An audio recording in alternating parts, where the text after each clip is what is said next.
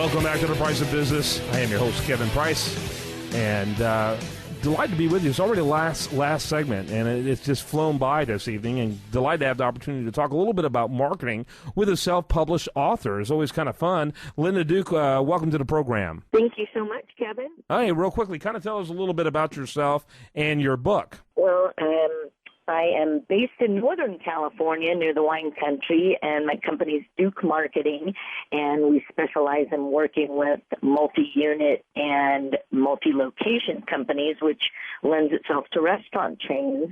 I've been working with restaurant chains for over 20 years, and I wrote a book that took about 20 years worth of experience, but they're case studies written like recipes that are marketing tactics that restaurant operators can use and follow to drive sales for their own restaurants. Very cool, very interesting. And so it's really geared, though, heavily towards the restaurant industry. Correct. Some retailers could use it as well. Some of the promotions or recipes, if you will, in the cookbook itself are things like what can a restaurateur do with a local florist, let's say.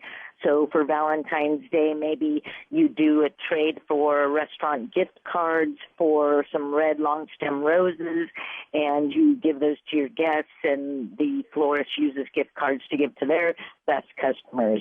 So some cross promotions and ideas for driving sales both to restaurants and retailers. Okay, so that's an interesting idea. What are some of the national chains that you work with?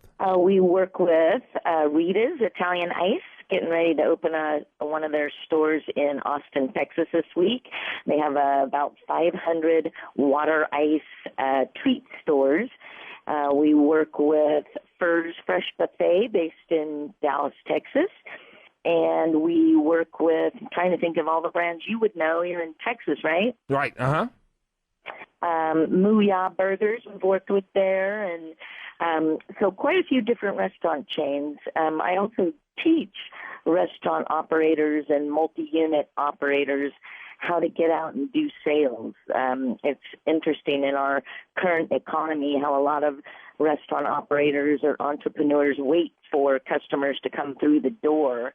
Those days are kind of over in the retail restaurant industry. So I'm actually teaching a class at the Texas Restaurant Show at the Dallas Convention Center June 24th and 25th.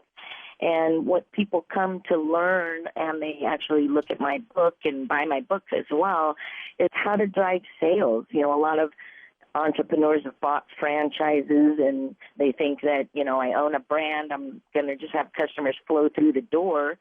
But it's so competitive today, they need strategies or tactics to ultimately drive sales and get awareness.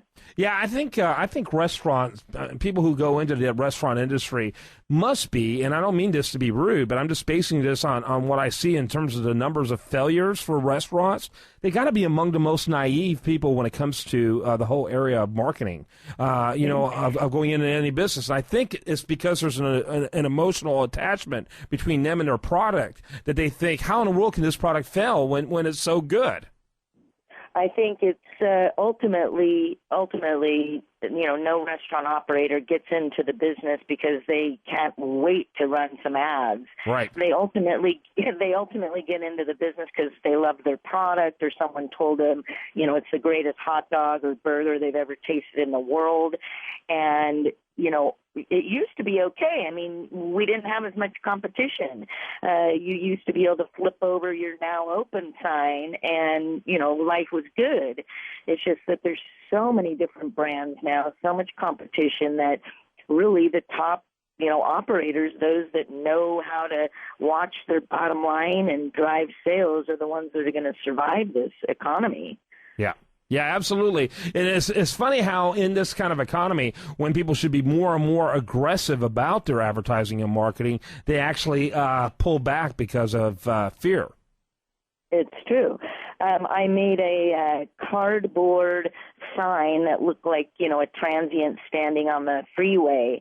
And I said, "We'll work for customers." And I held it up at the National Restaurant Show and got big laughs. But the point is, a lot of franchisees, people that have never been in the restaurant business are now faced with, I have this investment in this brand that perhaps, can't afford to do TV advertising anymore. What can I do besides taking money out of my kids' college fund? They need to get out and, it's not that tricky to take menu samples or food to the local area schools or to nonprofit groups and figure out ways to get food in people's mouths.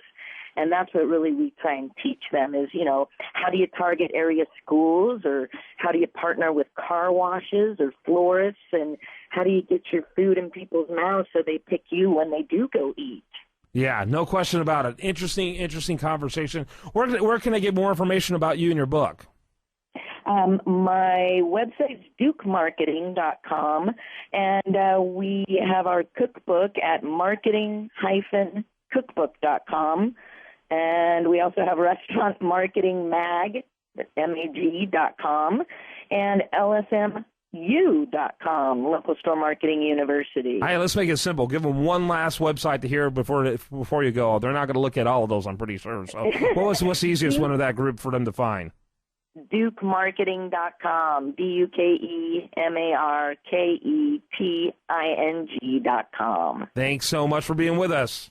Thanks, Kevin. All right. Do want to remind you, of course, the show continues 24/7 over at priceofbusiness.com. Do want to mention some great articles exclusively at usdailyreview.com. Interesting article, wake-up call for incumbents. I think what's happened last week out there in the great state of Indiana, where they ousted Richard Lugar, who had gone from one of the more conservative members of the Senate, of course the Senate has never been very conservative, to one of the more liberal members. I don't care if there's a R or a D after his name. In fact, the morning, and I mean MOURNING, they came out in political circles the day after his incredible defeat by almost a 2-to-1 margin was not by conservatives, no conservatives, but people like the vice president, people like Obama's, number one political strategist.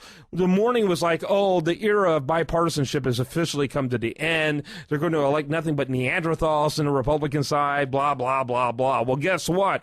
Now sights are on Nebraska, and I'm expecting tomorrow to be a big win for conservatives in Nebraska, and we talk a little bit about that and more over there at Wake Up Call for Incumbents, plus at usdailyreview.com. Fascinating story. I absolutely love this. And in a time when the economy is as weak as it is, and we feel like we're limping along when it comes to the economy, we need stories like this. From zero to Apple in 4 weeks. No kidding. That's the story. From zero to Apple in 4 weeks is about a person who created their own cottage-type business of creating specialty-type covers for Apple iPads. And Apple loved it so much, they purchased the right from her to reproduce it, and she makes a piece of the action off of every one of those covers that were made. And this literally happened over a period of a few weeks. Some Apple exec stumbled on it, and the rest is history, which is why I'm a great believer in entrepreneurship. All those great things that happen to various people, it comes back down to what's good luck is when opportunity meets preparedness.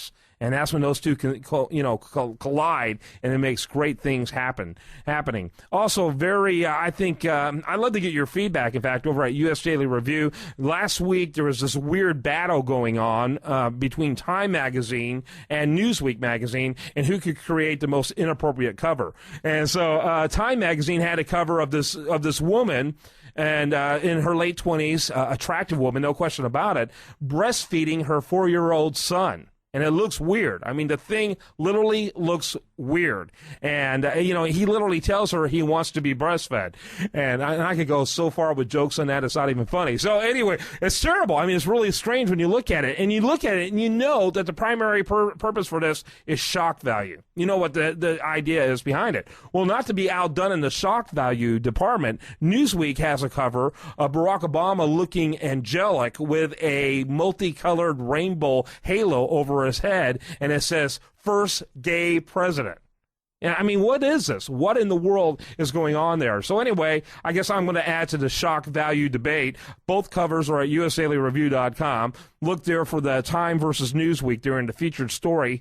Click it, check it out, and I'd like to get your feedback. Is it appropriate, or is it what I think is, which is meant to be shocking and outrageous. Plus, great article on the 50 fastest growing online jobs. You know, people are wanting to go more and more virtual. This idea of paying up to $4 a gallon for gas just doesn't seem like a great idea anymore. Can you work online? Can you work virtually? The 50 fastest growing online jobs, you can find them there at usdailyreview.com. Plus, interesting in light of our conversation earlier today with the folks at Webmax, what's going on with the ranking of the search engines. You want to learn more about that also at usdailyreview.com.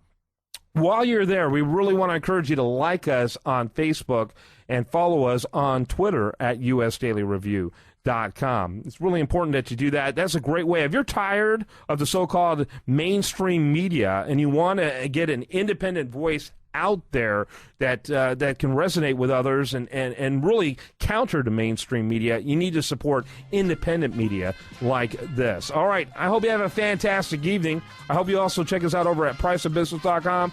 Great audio, video, articles, and there. Like them on Facebook. Follow them at Twitter at Kevin Price Live. Have a safe rest of your evening and enjoy it right here on this station.